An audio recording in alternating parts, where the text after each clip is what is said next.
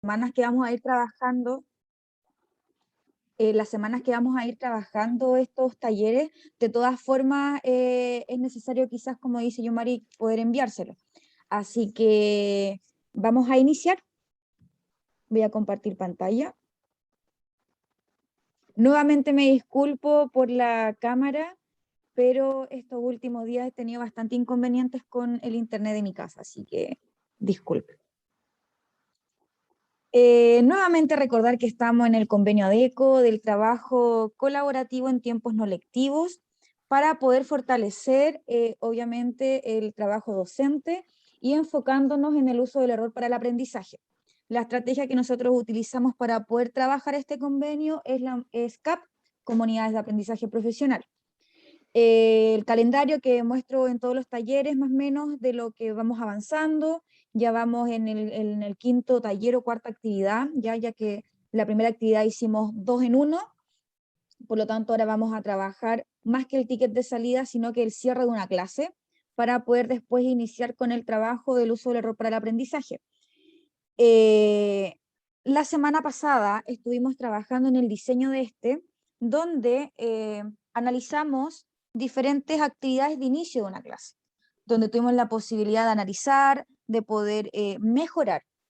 Por lo tanto, el taller de hoy va a ser del cierre de una clase, ¿ya? Entonces va a estar enfocado en este punto, en poder fortalecer el cierre de una clase, ver diferentes estrategias de trabajo y también ustedes ver cómo lo están haciendo, cómo están trabajando el cierre de una clase, ¿ya? Considerando de que este momento de una clase es importante para poder asegurar o afianzar los aprendizajes que se, obviamente, construyeron durante una clase. Entonces, este momento puede ser para que los estudiantes que estuvieron más comprometidos con la clase puedan afianzar sus aprendizajes. Segundo punto, los estudiantes que quedaron con alguna duda o parte sin comprender puedan completar y aclarar los puntos que están más confusos. Y por último, también los estudiantes que estuvieron distraídos tienen la oportunidad de mirar en forma sintética los contenidos y aprendizajes centrales de la clase. Por lo tanto, este cierre sí o sí va a llegar a todos nuestros estudiantes de una u otra forma, para afianzar, para poder aclarar o para poder tener una idea general de qué es lo que se vio en esta clase. Por lo tanto, este momento está destinado a, como dije anteriormente, fijar los aprendizajes, redondeando las ideas o puntos centrales del trabajo realizado, revisar el conjunto del proceso y destacar las partes o aspectos más importantes. También establecer las bases de continuidad del aprendizaje con los pasos a seguir, reforzar aquellos aprendizajes que el docente considera claves, ¿ya? Y aclarar dudas también o ampliar la información. También que es muy importante poder valorar, estimular y incentivar a los estudiantes, destacando todo el trabajo positivo realizado en la clase. Por lo tanto, este cierre abarca diferentes puntos. Afianzar, dar continuidad con lo que se va a trabajar en la siguiente clase y también incentivar y estimular lo que los niños han ido trabajando. Existen diferentes recursos. Disculpen, en mi idea escucho como algo, no. Ahí sí. Ah, era Leo. Los recursos son variados. Ya obviamente uno va a ir determinando qué estrategia va a utilizar para este cierre de la clase según la asignatura, según la actividad y también cómo uno lo quiere trabajar. Ya, una forma, la más común es la síntesis, donde el profesor destaca los aprendizajes centrales. También está el recurso visual, ya haciendo un recuento de los momentos más importantes de la clase, utilizando un PPT, video, también los mapas conceptuales, que también pueden ir trabajando con los mismos estudiantes. También está el trabajo expositivo, ya donde un alumno o un grupo de ellos puede ir exponiendo, destacando cuáles fueron los puntos centrales realizados en la clase. También considerar que es un momento para trabajar quizás también la evaluación formativa y también estimular también la autoevaluación, ¿ya? Y por último, una dinámica más participativa, donde cada alumno exprese lo que aprendió utilizando diversos medios de expresión. Por lo tanto, los recursos, acá estamos mostrando lo más general, pero sabemos que existen diferentes estrategias que se pueden utilizar para poder hacer un cierre de la clase. Por otro lado, tenemos también el trabajo de la metacognición, ¿ya? Y considerando que es cómo nosotros también hacemos la autoevaluación de los propios conocimientos, cómo nosotros estimulamos a nuestros estudiantes para que ellos mismos se den cuenta de qué es lo que aprendieron, cómo lo aprendieron, y cómo eso también los puede ayudar en su trabajo diario, ¿ya? Por lo tanto, la autoevaluación son los propios conocimientos y cómo vinculamos la propia autoevaluación con la decisión posterior a esto. Porque si yo hago una autoevaluación, yo a partir de eso genero una decisión. Por lo tanto, la metacognición tiene dos componentes, el monitoreo y el control. Entonces acá lo vamos a explicar con un ejemplo. Usted se está preparando para el examen de matemáticas de mañana. Después de revisar sus apuntes y resolver problemas de práctica por más de una hora, reflexiona sobre su conocimiento. Parece que soy capaz de resolver estos problemas exitosamente, pero no estoy completamente seguro. Creo que todavía podría confundirme. Entonces, este estudiante decide pasar más tiempo resolviendo problemas. Por lo tanto, este trabajo que se está demostrando en este ejemplo puede ser de uno o obviamente de nuestro estudiante, juzga que no ha aprendido la materia a suficiencia, ¿no es cierto? Por lo tanto, conduce a una decisión. O sea, a partir de la autoevaluación que él hace de su aprendizaje, decide dedicarle más tiempo a las matemáticas. Por lo tanto, acá tenemos los dos tiempos de la metacognición. El monitoreo, ya que es el proceso de reflexionar sobre el propio aprendizaje o conocimiento, que en este ejemplo dice, parece que soy capaz de resolver estos problemas exitosamente, pero no estoy completamente seguro. Y a partir de esa decisión, obviamente está el control, ¿ya? El proceso de usar las propias reflexiones para guiar el comportamiento posterior. Y en este caso, ¿qué sería? Obviamente dedicarle más tiempo a los problemas. Por lo tanto, nosotros como docentes tenemos la labor principal de poder estimular, poder guiar a nuestros estudiantes para que ellos puedan ser capaces de generar esta reflexión y que a partir de esta reflexión ellos tengan el control de este monitoreo, ¿ya? ¿Cuáles van a ser los pasos a seguir a partir de lo que yo reflexioné? Cuando usamos metacognición, es continua durante el estudio, ¿ya? Por lo tanto, acá tenemos diferentes ejemplos también que vamos a indicar cómo los estudiantes monitorean su metacognición, ¿ya? Un primer ejemplo tenemos acá, una semana después del inicio del semestre, mientras se estudia para el examen trimestral, un estudiante se pregunta, ¿qué tan confiada estoy de que seré capaz de recordar este concepto en el examen de mañana? Esto se llama juicio de aprendizaje y puede ocurrir antes, durante e incluso después del estudio, y refiere a las probabilidades de recordar el concepto posteriormente. Por lo tanto, es muy importante el juicio de aprendizaje que tienen los estudiantes de lo que ellos están viendo, porque según qué tan confiados se encuentren ellos de este conocimiento, va a ser la decisión que ellos van a tomar de cuánto más o no van a estudiar. Otro ejemplo, después de estudiar, un alumno decide tratar de evocar un concepto en particular. El estudiante no puede recordar su nombre exacto, pero está bastante seguro de que sería capaz de elegirlo en el examen de selección múltiple de mañana.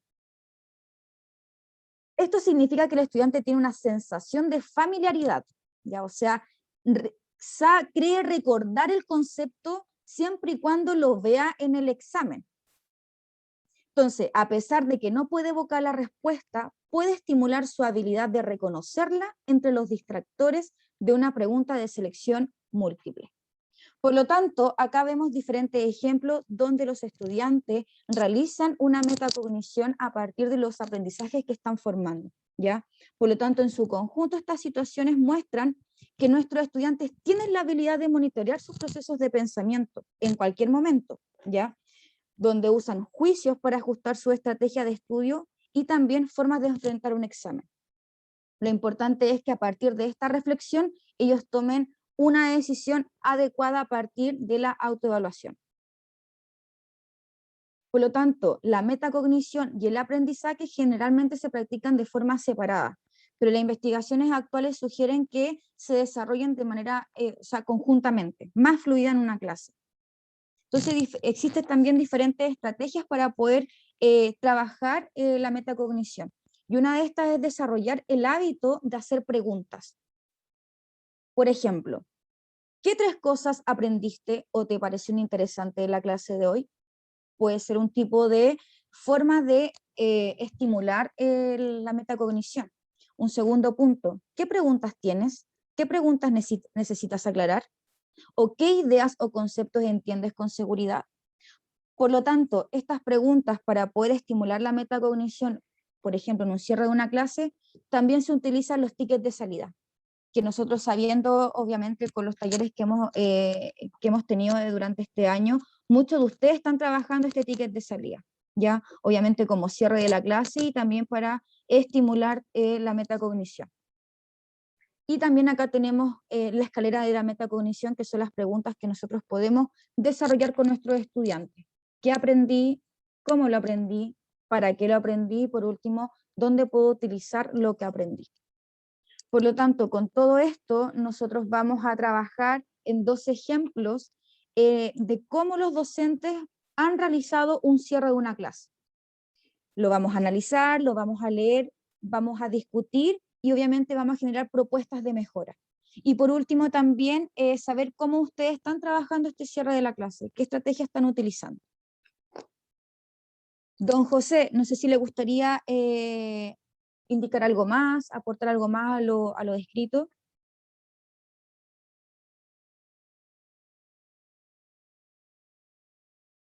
Eh, la verdad es que dentro de lo que tú estás conversando o nos estás explicando, Camila, hay una condición que aparece que es, no es de importancia o no se menciona, pero también parte importante de lo que es el proceso metacognitivo tiene que ver con la memorización, ¿ya? Porque en el fondo la memorización hace que tú puedas posteriormente reconocer situaciones similares, problemas similares.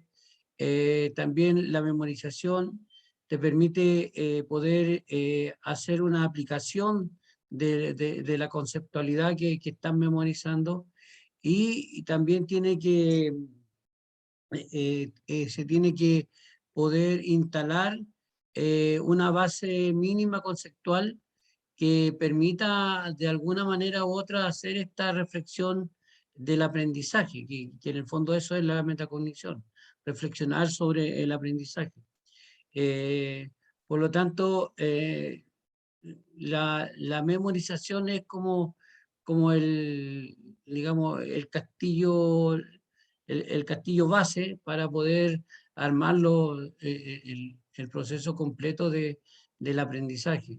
Debe haber en las clases una instalación de la memorización, pero no memorizar y quedarse en eso, sino que tratar de que los chicos también tengan un proceso memorial, en el fondo. Eso. No sé si están de acuerdo conmigo, pueden estar totalmente de desacuerdo. No se trata de que un chico, por ejemplo, aprenda una poesía de memoria, una paya, no sé, algún texto de memoria, pero no queda todo tan solo ahí, sino que también tiene que tener una aplicabilidad lo que se memoriza.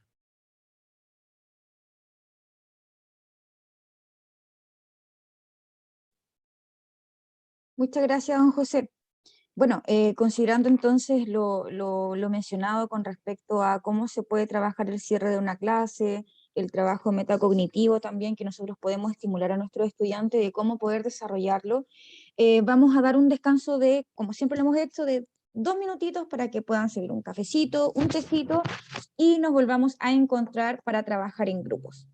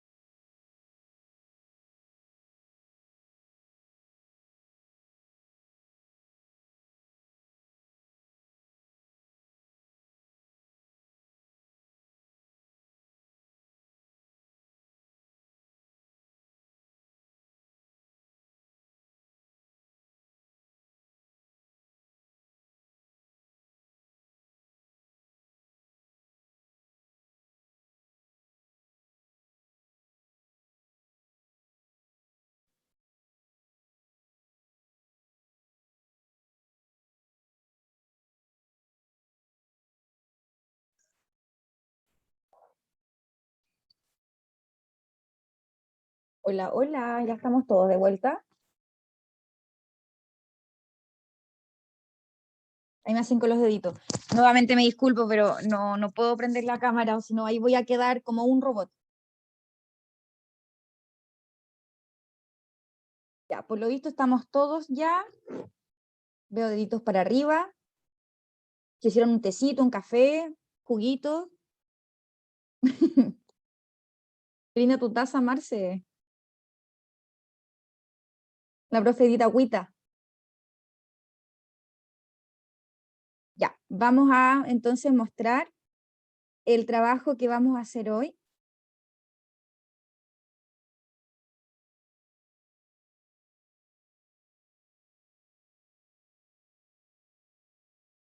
Ya, nos vamos a dividir entonces en dos grupos, donde vamos a estar 20 minutos y podamos discutir, obviamente, el ejemplo de cierres de clase. ¿Ya? Entonces, ¿qué tienen en común estos ejemplos? Es que no promueven la sistematización de los aprendizajes. Por lo tanto, vamos a analizar los ejemplos, vamos a responder las preguntas como grupo. Esta vez vamos a escoger a otra persona de cada grupo que pueda presentar en la sala común cuáles son las conclusiones, ya para que podamos ir también variando. Así que el profesor Máximo y profesor Javier Orellana, que había trabajado la semana anterior, le vamos a dar la libertad para que pueda tomar ese puesto otro profesor y nos pueda comentar las conclusiones y las propuestas de mejora que llegan ustedes en común acuerdo. Y obviamente acá tenemos el ejemplo 1, que va a trabajar el grupo de la señorita Carolina. Perdón, me equivoqué. El ejemplo 1 lo trabajamos nosotros, Máximo. Ya el profesor Máximo, la profesora Yumari, la profesora Marcela, ¿qué más me falta? La profesora Constanza y del equipo directivo don José, don Javier y la tía Angélica. Y la señorita Carolina va a trabajar el ejemplo 2, que es con respecto a una clase de biología. Así que nos vamos a los grupos. Mucho éxito, que les vaya muy bien.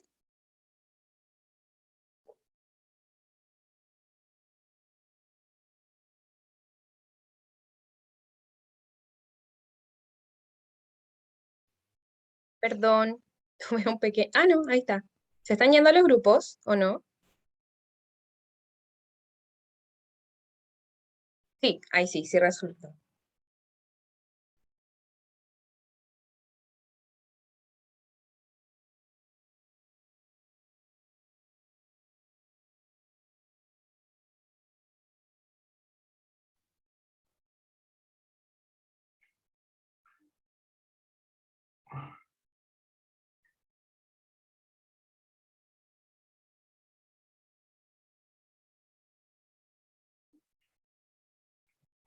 Ya, ahí quedamos entonces.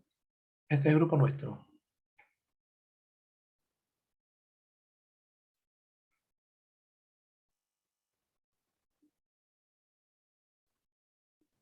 ¿Estamos bien en este grupo? Sí. Sí. Falta alguien. Va a poner la presentación del ejemplo.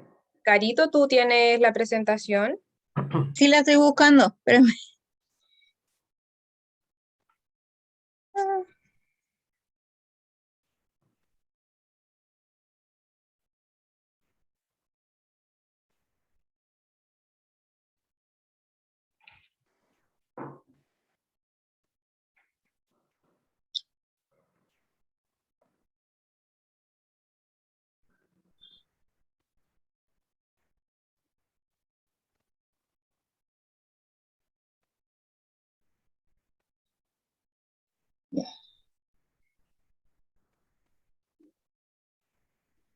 ¿se ve, cierto? Sí, se ve. ¿A quién le damos la oportunidad entonces? A la profesora Edith, de AFUME, en esta ocasión, el liderar el debate para que usted los ponga en la sala común.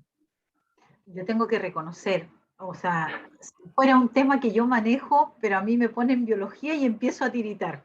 ¿No? porque Adelante, biología. ya para mí pero no es es, tan difícil. Precisamente con su qué elegimos ciencia para este grupo y el lado humanista para el otro. Al otro, claro, me imagino. Para tener un prisma diferente de lo que es. Ya, anímese, no me di. Dele. bueno, trataré de animarme. Trataré. A ver, no veo claramente la presentación, pero me imagino que vamos a leer este ejemplo número 2. ¿Lo leo para todos? Ya. ¿Ya?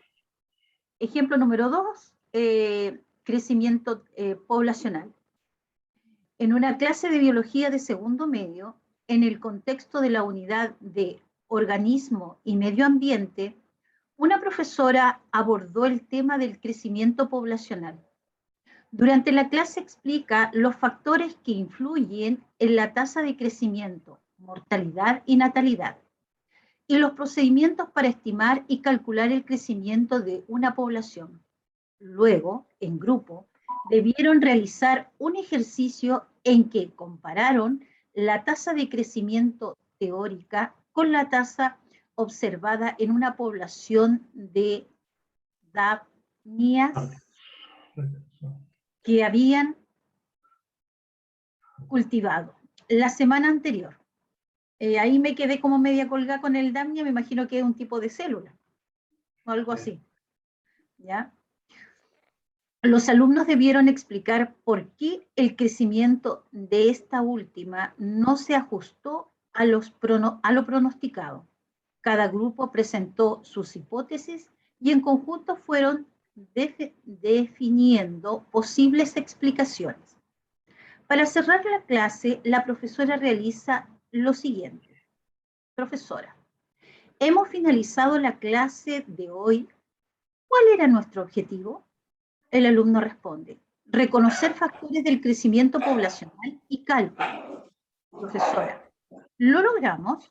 Alumno, a coro, sí. Profesora, excelente. Aprendimos de factores que inciden en el crecimiento poblacional y cómo esto debemos incorporarlo en su cálculo. Algunos alumnos a coro, no. Analicemos el ejemplo. ¿Qué hizo la profesora en el cierre de la clase para consolidar los aprendizajes? Esto permite que los alumnos sistematicen, profundicen y reflexionen sobre su aprendizaje. Interesante. Yo parto haciendo un mea culpa a raíz de esto, de que siempre cuento con muy poco tiempo para el cierre de la clase. Yo sé que es fundamental y que es importante lograr que los estudiantes puedan, con sus propias palabras, expresar lo que han aprendido. Creo que en este caso, en el ejemplo que se presenta, es como el típico error que uno comete cuando está muy apurado. Tratar de lograr que todos digan que sí aprendieron algo, pero no se sabe qué ni cómo. Entonces creo que ahí es donde es como el típico recurso que uno utiliza al final. Yo siento eso, que yo al final no puedo tener claramente si los estudiantes pudieron cumplir o no el objetivo. Pero ahora lo escucho a ustedes.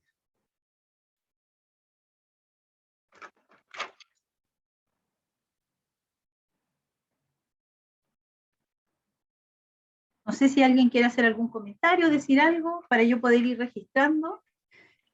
Con la primera pregunta, ¿qué hizo la profesora en el cierre de la clase para consolidar los aprendizajes? Comentario de los colegas.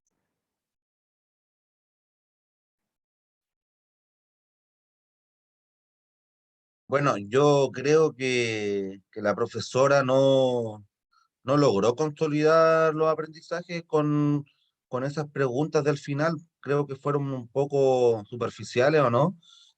al solamente preguntar, digamos, si entendieron, lo logramos, sí, no, sí, y ahí quedó la actividad. Creo que falta algo como para evidenciar ya de forma más, digamos, como más fuerte, más profunda, si los alumnos pudieron sistematizar estos aprendizajes y consolidarlos. Eso.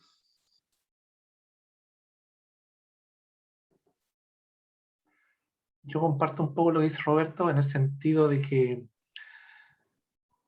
idealmente, pues esto es muy teórico de la práctica, otra cosa es con guitarra, como es el dicho, pero uno con calma mirando este ejercicio, yo veo que las preguntas, cuando son muy amplias, o sea, son grupales, preguntas grupales, es decir, logramos el objetivo todo, o sea, le pregunto a todos, es muy fácil que la gran masa se sume al que dice sí o al que lidere y todos digan sí. Y si uno dice no, todos dicen no. Yo lo veo en mis ejemplos que doy en la clase cuando hago preguntas. ¿Y quién está de acuerdo con lo que yo dije? Y ahí empieza uno dice sí, y el resto en el chat todos lo siguen sí, yo también, yo también, yo también, yo también. Y todos repiten lo mismo. Entonces yo creo que en ese aspecto, desde mi punto de vista, creo que las preguntas vienen a ser más, no tan amplias, o sea, no a todo el grupo, sino que quizás más dirigidas, que habría hecho yo. Por ejemplo, aquí estaban viendo las pulgas de mar, que crecieron menos de lo que ellos estaban proyectando en el crecimiento. Entonces, por lo tanto, dice ahí que, bueno, por lo menos dice ahí que los alumnos debieron explicar por qué el crecimiento de esta última no se ajustó a lo pronosticado. Aparentemente, según esa frase, durante el desarrollo del cierre de la clase habrían explicado ellos. A lo mejor individualmente, a lo mejor ahí está el tema que yo no veo, pero aparentemente las preguntas masivas no son buenas, porque todo el mundo se suma al primero que responde nomás, ¿ya? Y mejor más específico. Juanito Pérez, tú dices que logramos el objetivo, ¿por qué crees tú que logramos el objetivo? Y que él plantee por qué lo lograron. Después, si ya aprendimos tal cosa, el crecimiento. ¿Por qué no se proyectó el crecimiento como lo habíamos calculado? ¿Qué falló? No sé, creo que debería ser más específico, creo yo, en mi opinión, pero no sé. No estoy, como soy doctor en el tema de ciencia, puede ser que eso sea la razón, no sé.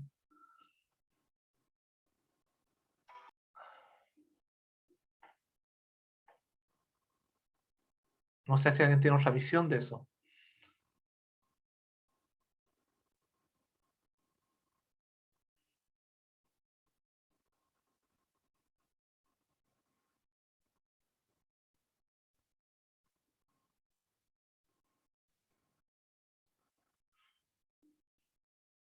¿Algún otro comentario más con respecto a la primera pregunta?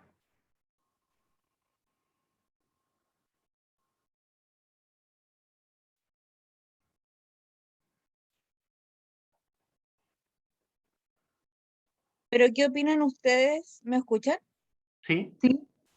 En el momento que la profesora o el profesor indica, excelente, aprendimos de factores que inciden en el crecimiento poblacional, perdón, y cómo esto debemos incorporarlo en su cálculo. Desde ahí, por ejemplo, ¿cómo podría haber profundizado un cierre? ¿Qué creen ustedes?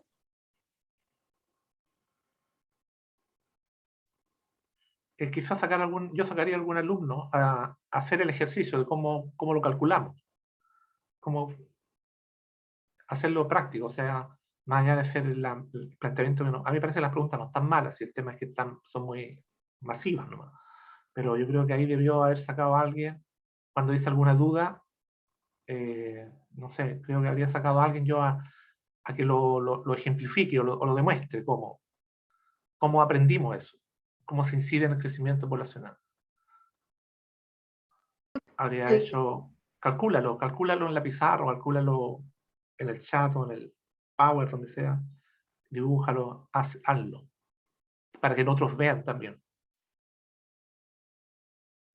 Claro, lo que pasa aquí es que la profesora, la pregunta uno es ¿qué hizo la profesora en el cierre de la clase para consolidar los aprendizajes? ¿Qué hizo la profesora? Lo primero que hizo fue preguntar, ¿cuál es nuestro objetivo? ¿Cierto? Y ahí los alumnos tuvieron que reconocer el objetivo inicial, que era sobre los crecimientos de la población y cómo calcularlo. Después la profesora, siguiente paso, dijo, preguntas, ¿cómo lo logramos? Y después los alumnos responden sí. Y después la profesora vuelve a ratificar esto y vuelve a preguntar alguna duda y ahí los alumnos no. Entonces, eso hizo la profesora para el cierre de la clase, ¿cierto? Y después pregunta, segunda pregunta dice, ¿este permite que los alumnos sistematicen, profundicen o reflexionen sobre su aprendizaje? Y ahí creo que todos llegamos, por lo que he escuchado, a que estas preguntas son muy grupales, son muy generales y quizás no logran identificar si todos los alumnos aprendieron o no. Yo creo que ahí están, ¿cierto? Que si Las dos hablamos preguntas. de profundización y reflexión, claramente no, porque Claro. el primer alumno que indicó el objetivo perfectamente lo pudo haber leído de la pizarra y no significa que lo entendió o que lo supo reconocer al realizar la actividad. También es cierto. Claro, se supone que cada grupo presentó su hipótesis y la fueron explicando, ¿cierto? Adelante del curso. Esa fue como la parte del desarrollo, ¿cierto? Sí, cada uno, sí. Y después en el cierre, ahí tuvieron que haber profundizado más quizá en las presentaciones de cada grupo. El grupo uno, ¿qué le pareció lo que dice el grupo 3 o el grupo 2? ¿Qué le pareció lo que dice sus compañeros? Y ahí como que ir retroalimentando entre diferentes grupos lo que pusieron y las explicaciones posibles, para ir como profundizando más los ejercicios del desarrollo de la clase. ¿Qué le cambiarían? De repente preguntan los cierres que uno puede hacer, ¿qué modificaríamos? ¿O cómo llevamos en contexto este método científico con otra parte de nuestra realidad, con nuestra población actual, Antofagasta, etcétera? Va creciendo, va aumentando, y llevar en contexto diferentes situaciones. Esa es la clave, hacerlo que ellos, independiente que acá estuviéramos hablando de un animal, de ejemplo en un animal, hacerlos como dijo Roberto, que ellos contextualicen a la realidad que están viviendo. Por ejemplo, calcular la población de sus niveles, de su escuela, de su población, de la ciudad, hacer que ellos contextualicen, es la clave acá, independiente que estemos trabajando con un objetivo en concreto. O sea, que apliquen, en el fondo, que apliquen lo que están aprendiendo. Exacto.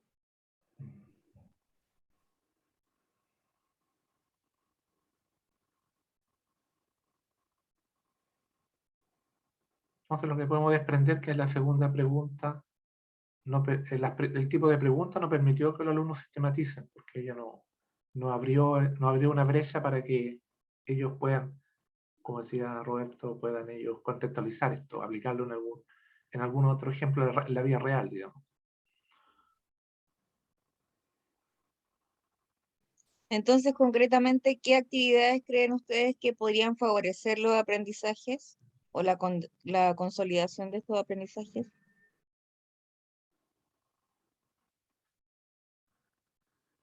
Pero la aplicación primero aplicarlo, poder que tengan la capacidad de ellos de aplicarlo en otro ejemplo, no de las pulgas de mar, sino que en la población, como decías tú, del colegio, o en el mismo curso, que es algo más acotado, más fácil de poder calcular cómo hacer el cálculo del crecimiento, o en otra realidad de otro ligado al tema, digamos, del crecimiento, porque esto calcula el crecimiento de una población.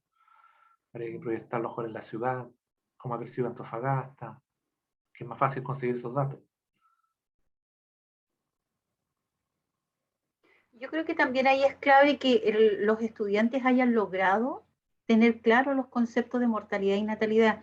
A medida que iba leyendo la clase, cómo se fue realizando, creo que era importante que los estudiantes al finalizar pudiesen tener como un esquema de lo que se va a considerar natalidad, mortalidad y cómo a raíz de esa información se puede obtener el crecimiento de la población y de ahí aplicarlo a la realidad del entorno y de las mismas ciudades. No sé, eso veía un poco como posibilidad de cierre, un esquema mental.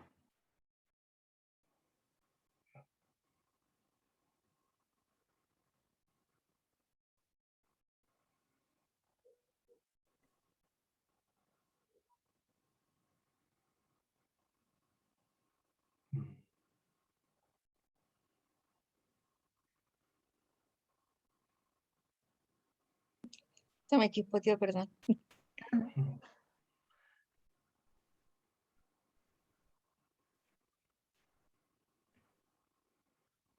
¿Alguna otra cosa que podamos colocar o incorporar en la pregunta 1 y 2?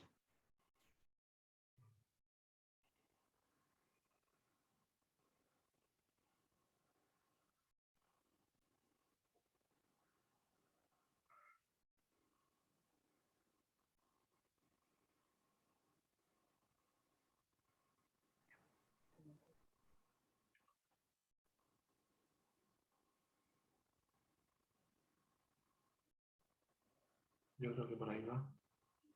¿Sí? Creo que va por ese lado, pero que ya hemos expuesto.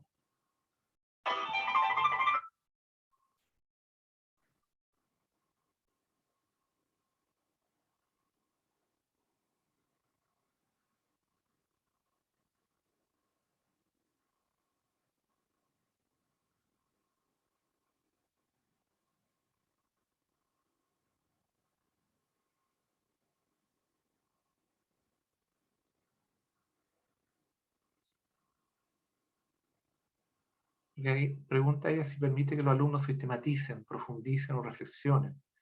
Quizá ella podría dar un ejemplo, como estamos hablando esto del crecimiento de las pulgas de mar, poder dar un ejemplo a lo mejor en la realidad nuestra, de que la sociedad chilena, por ejemplo, se está envejeciendo la población y que cada vez nacen menos niños y por lo tanto los adultos van creciendo, pero la población no se va proyectando exponencialmente en el crecimiento.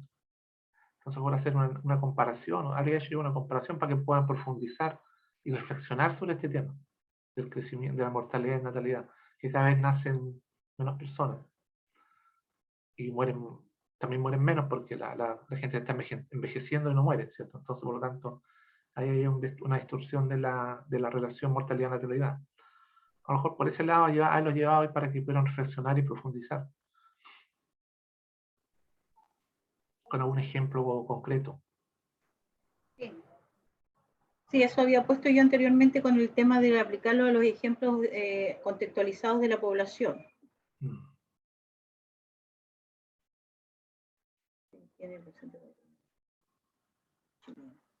Ya. ¿Esto habrá que escribirlo para proyectarlo? O... No, yo no lo he escrito. Tiene que contarlo. Ya, lo vamos a contar. Como lo hemos hecho en la otra presentación.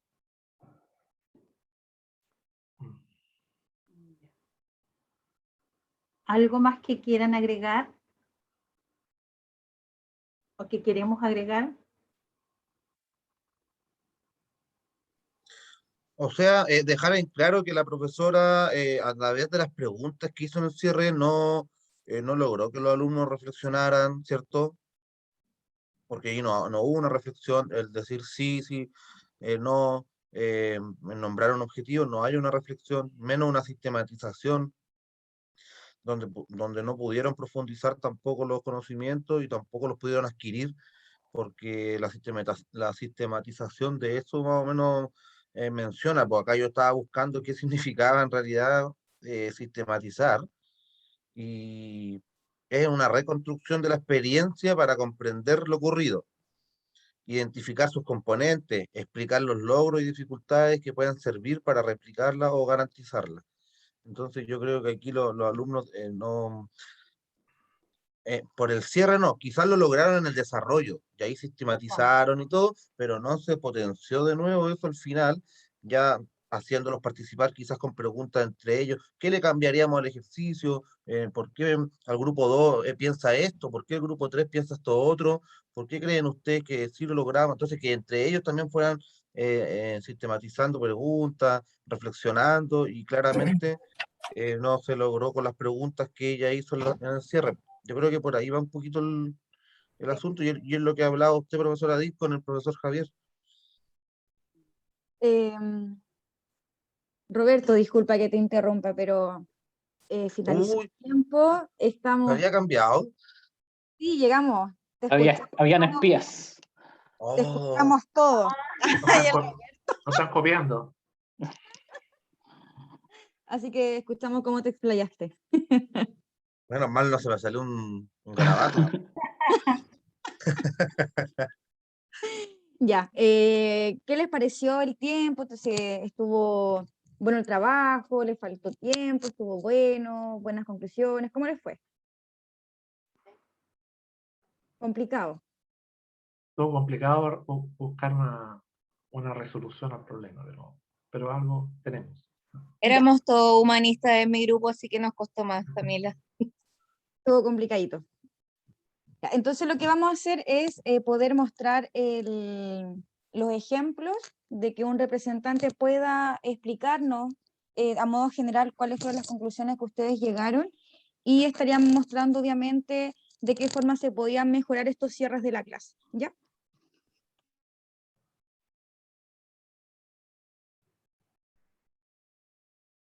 Partimos con el ejemplo 1. Sí, en el ejemplo 1, perdón, es mi perrita ahí, que anda un gato parece paseándose, y ella le está ahí haciendo sus cariñitos.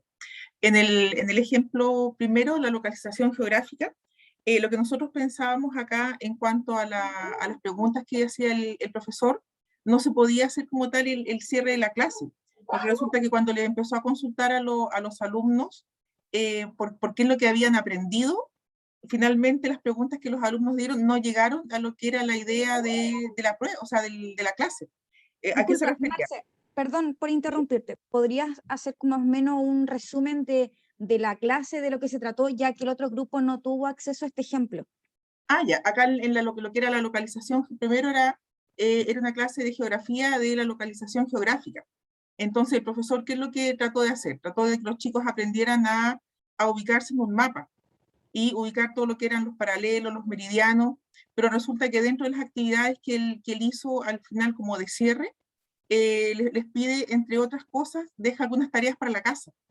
Igual les pregunta por las ciudades, dice dónde está Santiago, dónde está Valdivia, entonces dice, pero ya, dice, en conclusión, ¿qué fue lo que aprendimos hoy?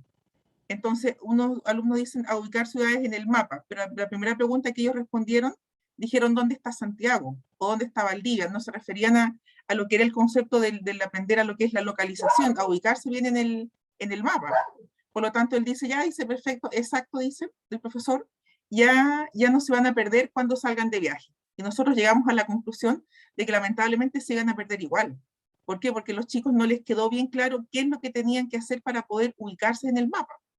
Y conceptos tan básicos como el hecho, dice, por ejemplo, acá, dice, no se profundiza en lo que pasó en la clase. No se hacen las preguntas de metacognición. La pregunta inicial no es la adecuada.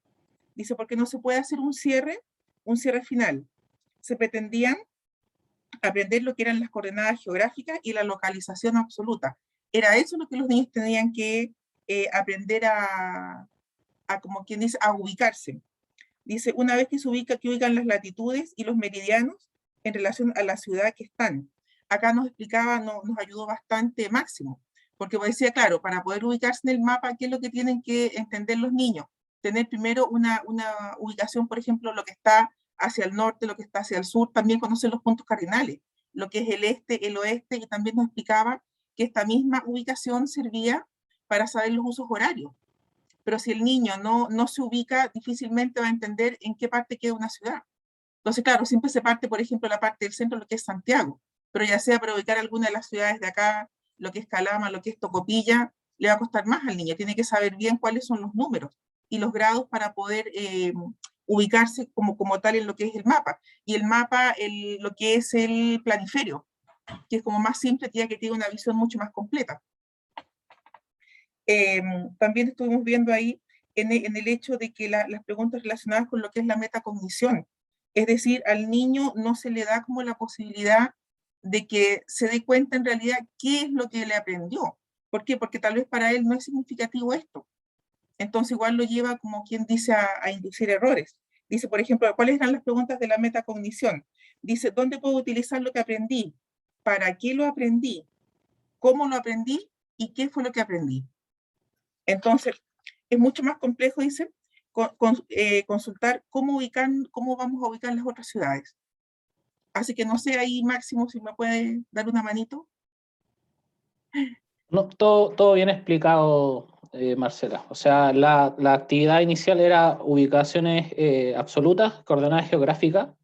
Al final las preguntas de la clase no hacen un cierre como corresponde de la clase porque dejan muchas preguntas abiertas sin responder y con una tarea para la casa de coordenadas geográficas. En ningún momento se muestra que los chicos sí saben hacerlo, no hay metacognición, los niños no saben cómo hacerlo. Quizás lo único que aprendieron en la clase es para qué les sirve, pero nada más. No aprendieron cómo hacerlo, ni para qué, cómo les va a servir en su vida diaria, ni nada de eso. Así que sí, estaba bien explicado, Marcela. La actividad no tiene un buen cierre, finalmente llegamos a esa conclusión.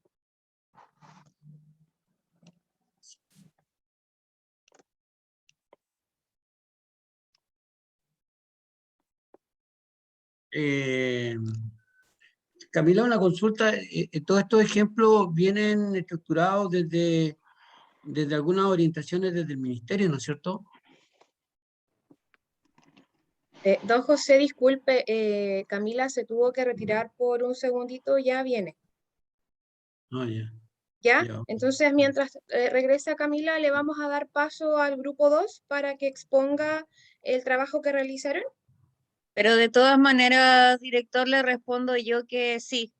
Los ejemplos son exactamente sacados de la página ministerial de Docente Más, de todos los lados donde podemos apoyarnos. Ya, pero no, mi pregunta iba dirigida en este sentido, Carito, que todos estos ejemplos que hemos visto, bueno, en los talleres anteriores también, están como medio malitos no sé si eso es adrede, o sea, está intencionado así para que nosotros podamos descubrir los errores, o Correcto. definitivamente los profesores no pasaron por la universidad. En efecto, están intencionados para que nosotros podamos ya. analizar. Por eso Ya, son talleres de análisis y reflexión. ya, ok. Ya, Voy a proyectar. me estaba asustando porque si la calidad de los profesores era esa, entonces, no, está bien.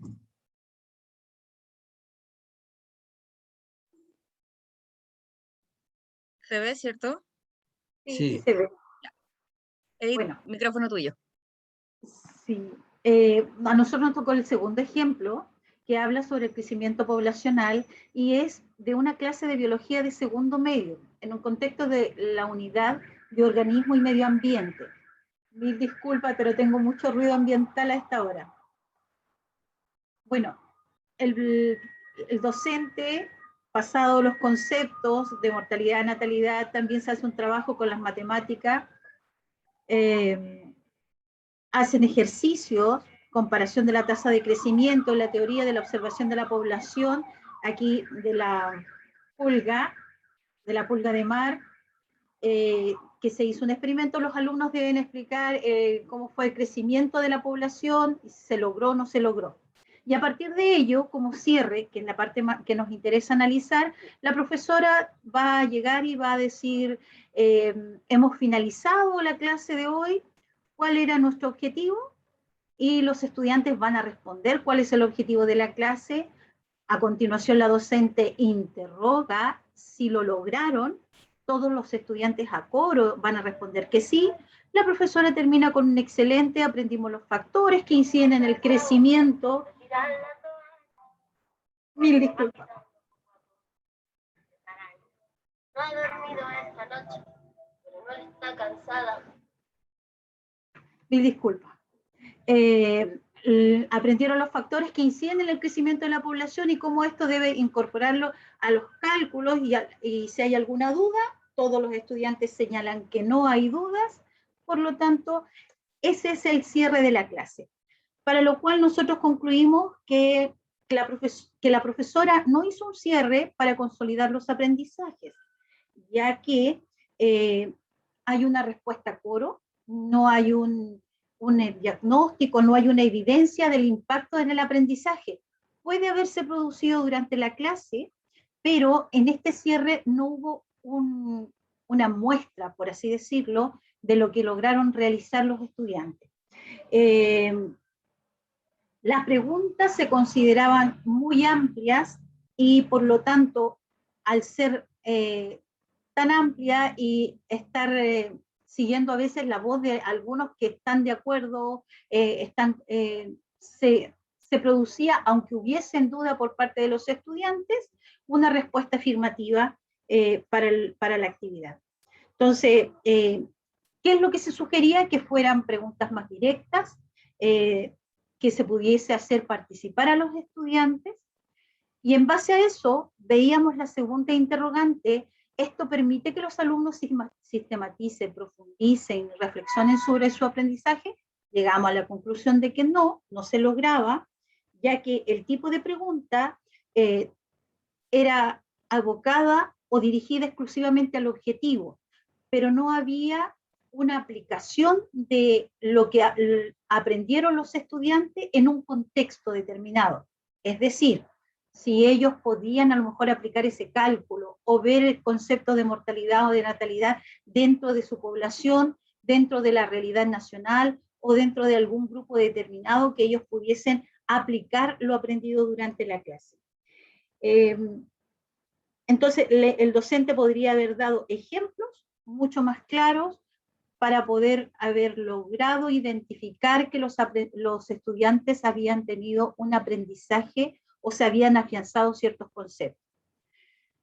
¿Qué actividades favorecerían la consolidación de los aprendizajes? Como ya hemos dicho, ojalá que fueran en algunos casos preguntas más directas a estudiantes determinados, que se hubiese podido terminar con un esquema, con un mapa, aplicar los contenidos a la realidad local, al entorno, que permitan que el estudiante demuestre cuáles son los factores del crecimiento de una población y cómo podrían calcularlo. Ese fue el trabajo que nosotros realizamos como grupo.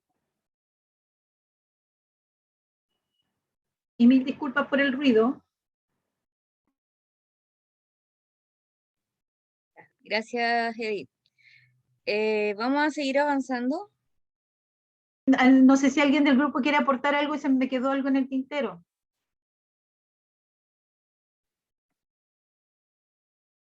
No, está todo bien, creo que lo dijo todo correcto, todo bien.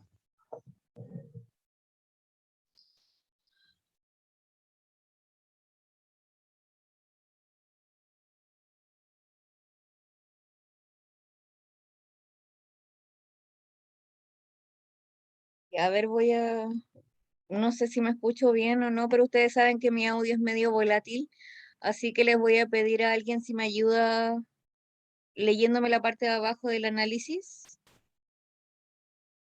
¿Uno solo? Sí, solo.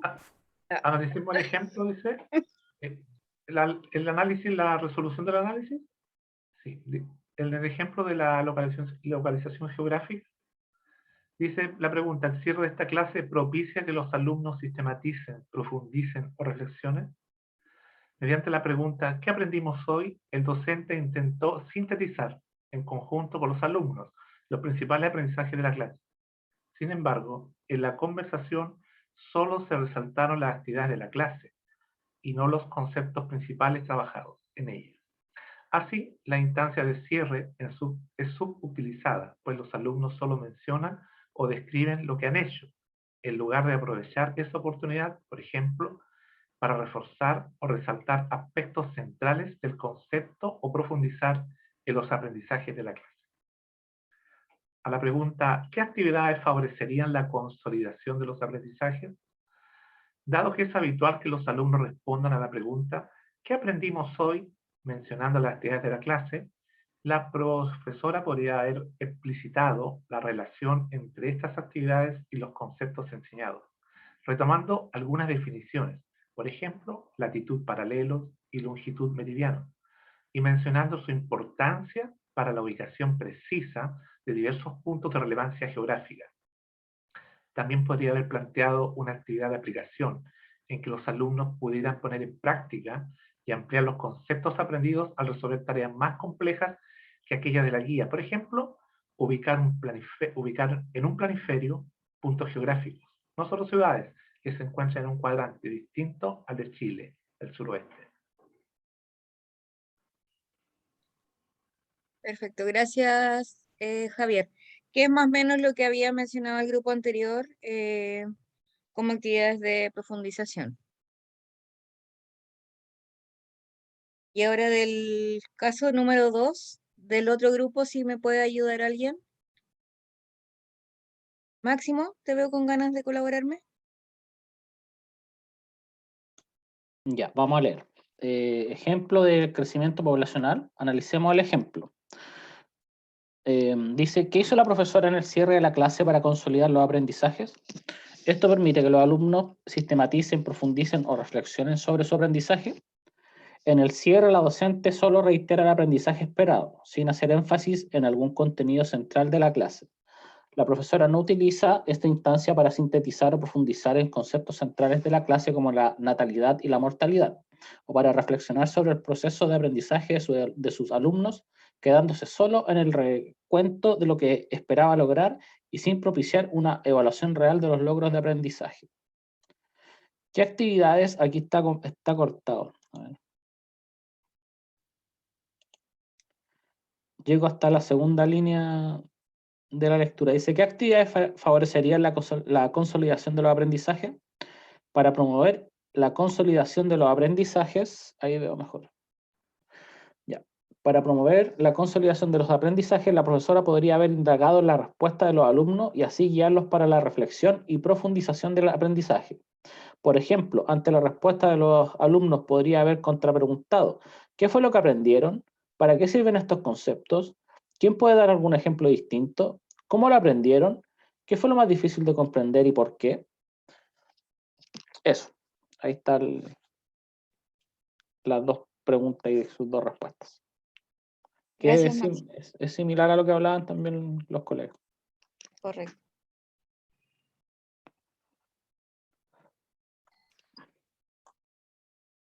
No sé si alguno de ustedes quisiera comentar algo más. Quizás como en un caso particular o ya sea en el de historia o en el de biología, ¿cómo hubiesen ustedes realizado el cierre puntualmente? A mí me tocó este año en quinto hacer la clase de coordenada geográfica. Pero me pasó que los chicos venían con un solo objeto, dos objetivos trabajados del año anterior, por lo tanto no sabían los conceptos relacionados a geografía, coordenada geográfica, me costó mucho. Finalmente las actividades que hicimos las hicimos en clase. En clase íbamos viendo cómo los chicos iban descubriendo las coordenadas.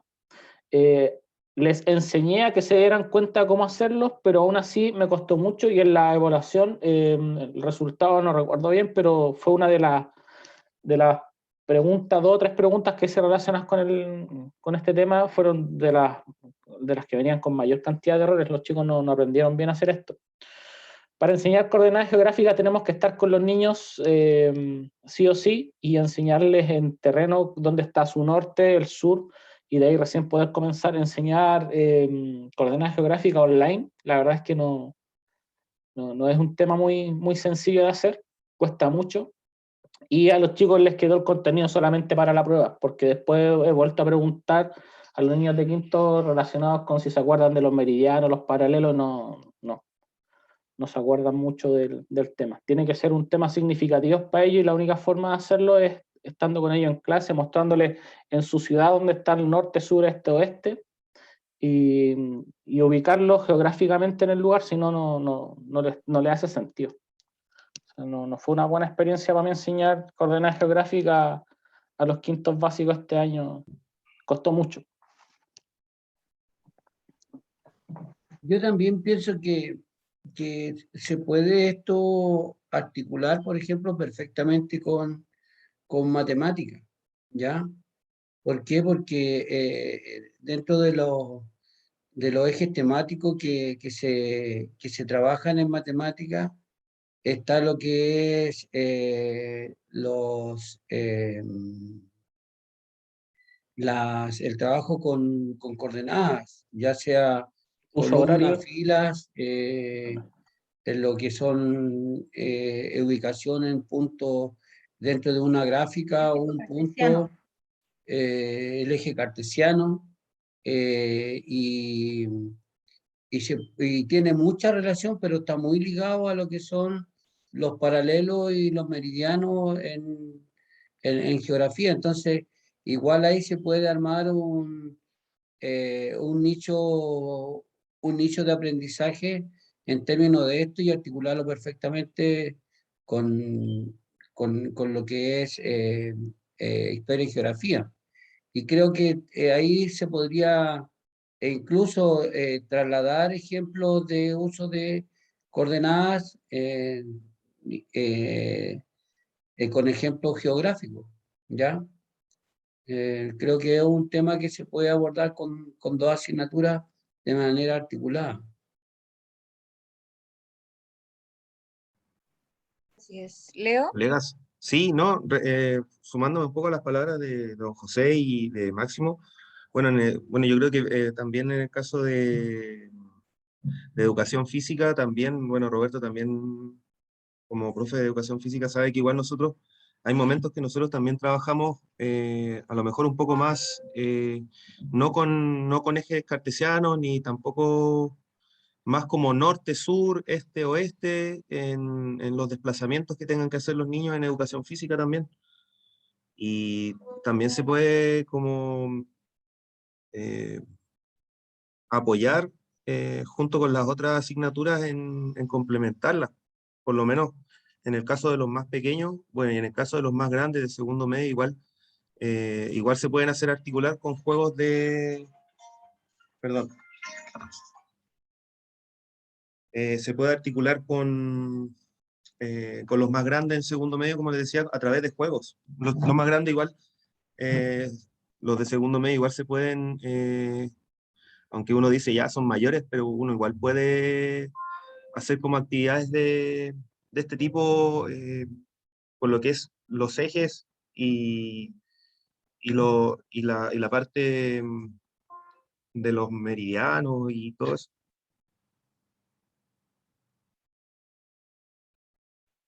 En general se pueden hacer varias cosas si queremos complementar a las otras asignaturas. Como bien transversales. Eso, muchas gracias. Así es, Leo. Y bueno, gracias a todos por su aporte, en realidad, para que vean a través de sus mismos comentarios la importancia y lo fácil que puede ser llegar a hacer articulación entre distintas asignaturas, a su vez. ¿Ya?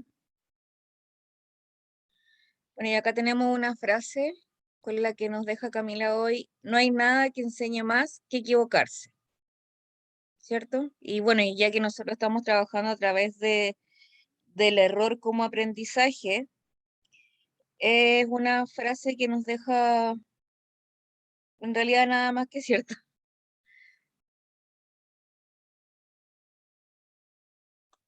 Ese es el método científico, ensayo y error constante, es la vida en sí. Exactamente.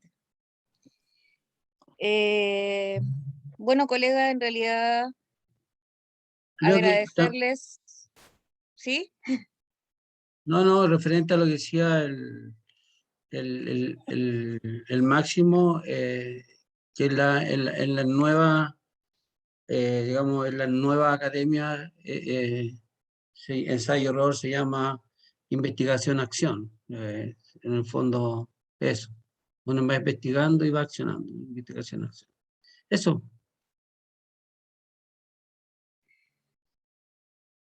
No sé si alguien quiere agregar algo más.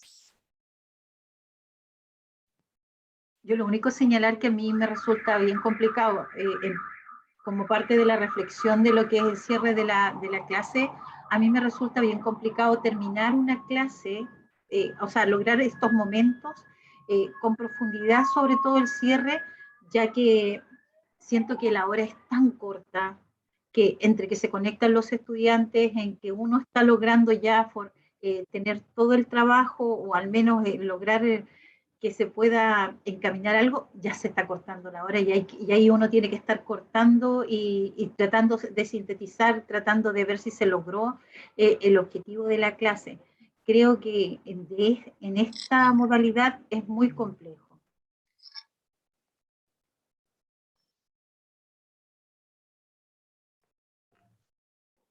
Sí.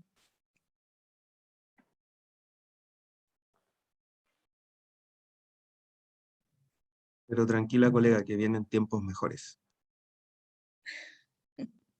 Arriba los corazones. No, sí, yo estoy tranquila, pero uno en ocasiones desearía poder tratar de hacerlo lo mejor posible. Y Sí, sí, por un yo tema creo que a todos nos complica bastante el tema de solamente tener una hora. Es difícil hacer un buen cierre y, bueno, el desarrollo igual es muy acotado. Tenemos que adaptar el desarrollo en menos de 20 minutos, entre que se conectan 5 minutos por lo menos perdido de la clase, la asistencia, que bueno, después lo toman los asistentes, pero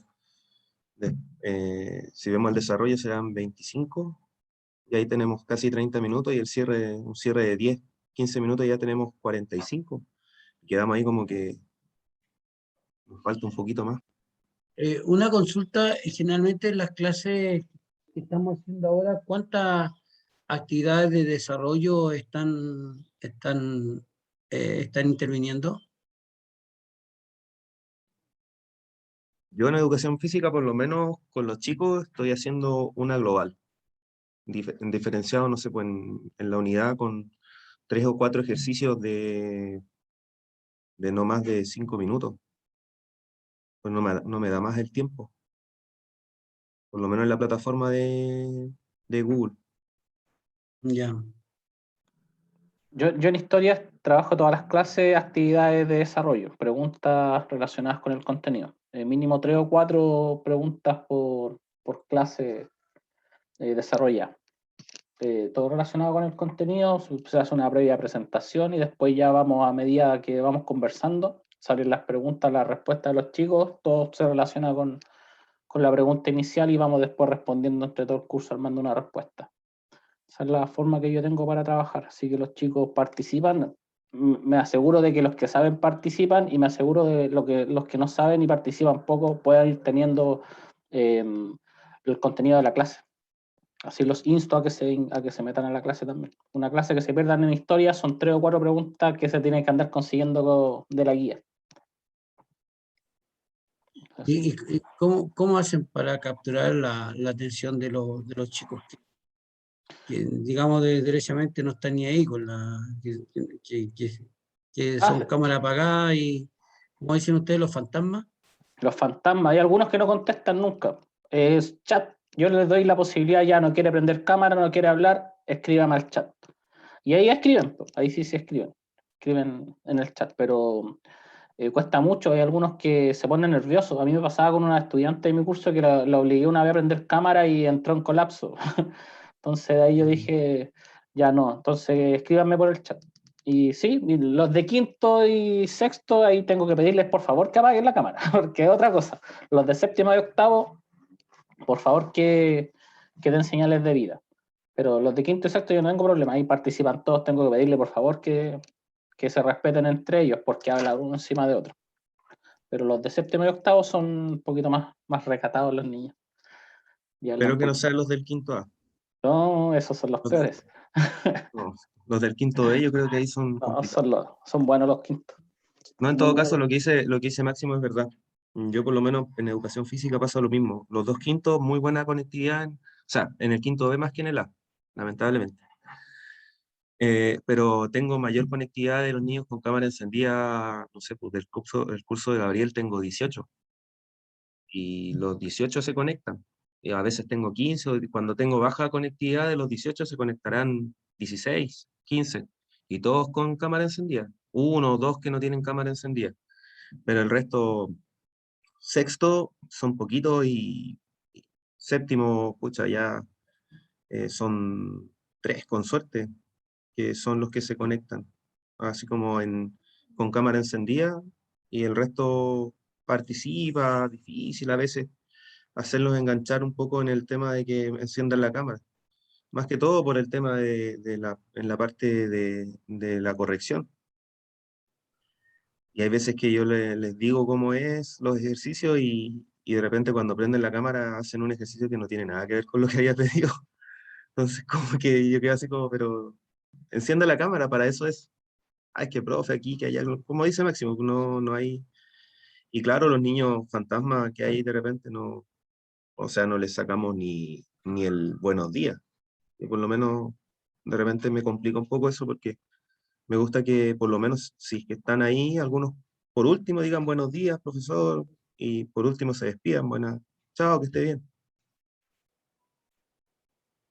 Bien, yo quiero agradecerles a todos el tiempo, también la disposición y el entusiasmo que han puesto ustedes en tratar de ir aprendiendo en conjunto mediante este convenio ADECO. Así que gracias a todos. Esperamos que, no sé, ahí Camila nos va a reportar el día en que nos vamos a reunir nuevamente. Recuerden que mañana tenemos una actividad grupal, los que van a participar, y los que no, que tengan una muy feliz fiesta, ¿ya? Para este nuevo 18 un poquito más aperturado, ¿ya? Un poquito más aperturado. No sé si Ramán, no tengo